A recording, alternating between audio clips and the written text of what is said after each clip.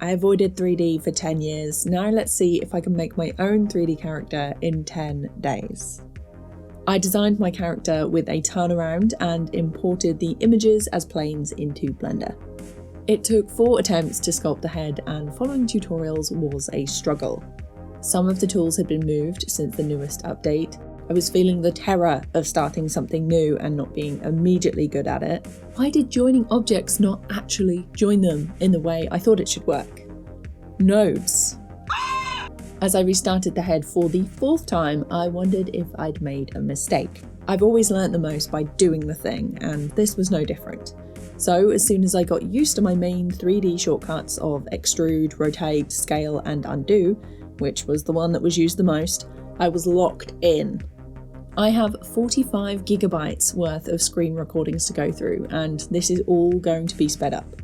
I did have a lot of problems, but nothing a quick search or scream into a pillow couldn't fix.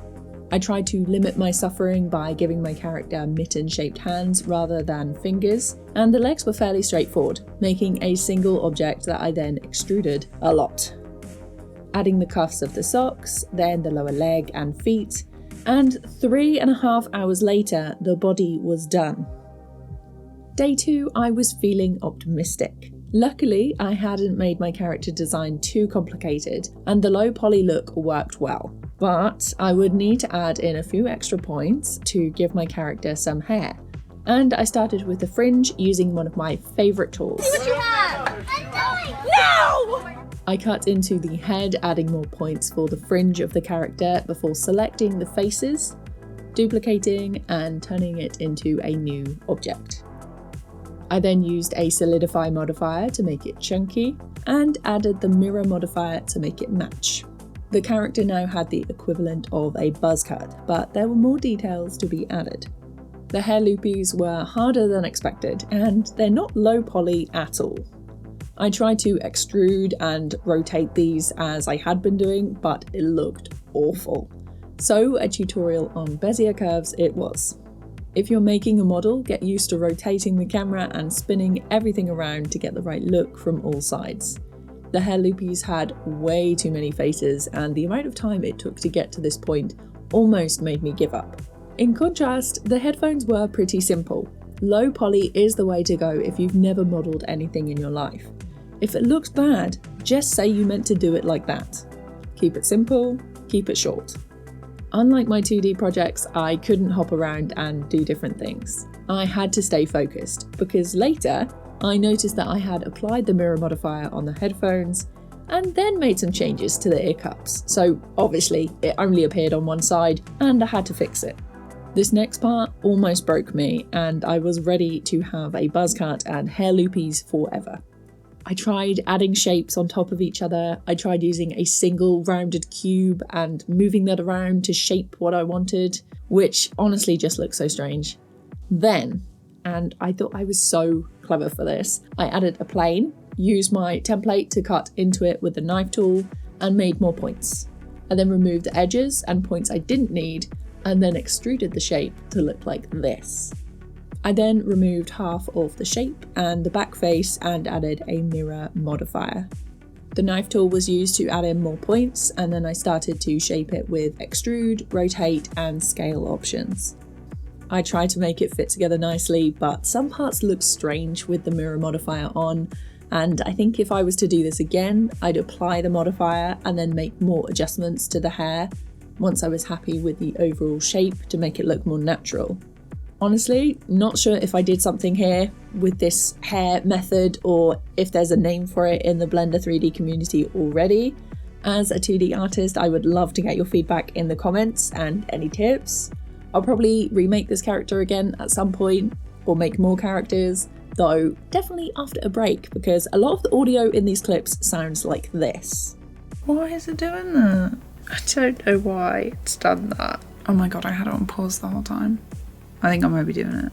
I don't know how to do it. With the hair finally finished, and after that traumatic event, energy was low. An attempt was made to add a hoodie pocket, which I then decided I would draw on later. And I wish I'd decided to do the same for the laces at the top. Like the hair loopies, it was too much. Not very low poly of me, but getting this far in 2 days was practically a speed run, and I was pretty pleased with it. Next came the UV unwrapping. I had to figure out how to do seams for this. You don't want to put them in very visible places, so for the clothes I tried to add them in places I thought actual stitched seams would be. You can think of UV unwrapping like unfolding the cube net you made in school, or laying out pattern pieces on fabric to cut and make clothes. I'd been hopping from tutorial to hopefully make the process easier, but it was a challenge. My character was a void for a bit. I then couldn't figure out how to get all my UVs onto one section for ages. And usually when I'm stuck on a certain part like this, I know it's time for me to take a break. It was bad. I eventually got everything onto one UV map and tried to make it all one colour. It looked like this. I went to bed. The next day I opened up the file, changed absolutely nothing, and it was fixed. Blender is both my friend and my enemy. It was at this point I realised I hadn't actually made any colour choices for my character. I started with my normal colours for my 2D character and then changed a couple of variations, and I really liked the brighter options, but I messed up on this next bit because I got confused. I should have been adding materials and assigning them to the model, but I ended up drawing in pretty much everything instead. If I had used materials, I would have been able to switch my outfit colours on the model whenever I wanted to. I then cleaned up the edges on the model and added the hoodie pockets and details to the hands, arms, and the shadows beneath in texture painting mode. There was a lot of rotation going on and making sure the colours didn't accidentally go through or spread to another area of the model. Eventually, I was happy with it. Next, it was time to add the face. I referenced this tutorial a lot, but I like a lot of choices when it comes to expressions, and I wanted to be able to switch out more than 8 sets of eyes, mouths, and brows on the model. There are pros and cons to using this method, but a friend of mine who had been an incredible moral support throughout the process so far shared his way of doing things, which allowed as many variations as I wanted.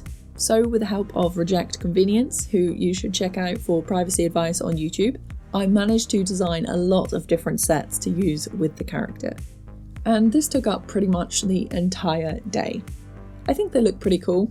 And honestly, the best part is, if I want to add more in the future, I can. We hit day 5 and I'd had some problems. Okay, a lot of problems, but I had made it this far and it was going well. Then came rigging. I did a lot of research at this stage. The arms worked, the legs lifted, the body twisted, but there was one thing I couldn't understand. Why was the hair and the hair cap and the hair loopies separating from the head? And when I joined them, why was the head not then connecting to the bone, huh? I tried so many things. I had been saving the project as a new file every step of the way, and that was the best idea I'd ever had. Because after much screaming, crying, throwing up, I had to go back to the original model and figure out what was wrong. As I had already found out, simply joining the hair to the head was not working. I thought it might have been the rig, so I redid that so many times. I tried the regular Rigify rig. I tried the basic human rig. I then tried weight painting, thinking it was that, but it wasn't. At one point, I was going to hide the extras and just have the head and her buzz cut. And if that didn't work, I'd had enough. She could be bald. But then I had a break and more Googling happened and I figured it out. I had to go back to the original model and use the Boolean modifier and unify in the settings to get them to merge together. Then copy the new unified head into the rigging file and parent that to the rig. Later, I realised I had to do the same for the hoodie loops, and I wished I had just drawn them on. It was a pain, but I had done it. The hair was attached. It moved with the head when I adjusted the bone in the rig. It wasn't perfect, but it moved. And I had one step left. Weight painting. Like most things in Blender, it was horrible at first. But I pushed through, and then I understood. I was sending updates to my friends through the process, and they were surprised at how quickly I was making progress for someone who had previously said they hated 3D. I felt like a bit of a wizard after that. During weight painting, I found a lot of the hair was connected to the arm and spine bones, so I had to sort that out, then make sure the rest of the bones were properly painted in the right areas. And then my character was modelled and painted and attached to the rig, and I could wiggle it.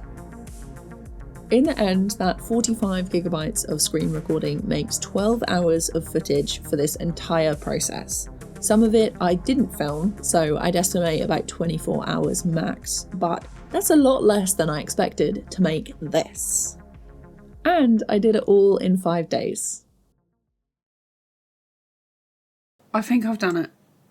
I think, look, are you ready? Like, it's moving, but needs weight painting. It took me so long. And I didn't even record any of it. Oh my God.